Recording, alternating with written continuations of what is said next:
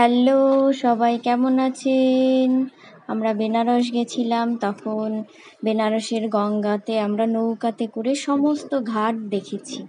তা এটা হচ্ছে রাজা হরিশ্চন্দ্রের ঘাট। কথিত আছে এইখানকার চিতা নাকি কখনো নেবে না, আর এইখানকার যে ডোম রাজাদের প্রথম সকালের রান্না নাকি এই চিতার কাঠের আগুনেই তাদের প্রথম আগুন জ্বালতে হয়। এই দেখুন বেনারসের ঘাট। আমরা নৌকাতে করে সমস্ত ঘাটগুলো ঘুরেছিলাম। ঘুরতে এত ভালো লাগছিল, জলটা দেখে খুব সুন্দর লাগছিল। দেখুন সব ঘাটগুলো, এই চর পড়ে গেছে, এখন বর্ষা নামেনি এখনো, তাই জন্য স্নান করতেও খুব মজা। এখানে আমরা সবাই মিলে স্নান করেছিলাম। এই যে সমস্ত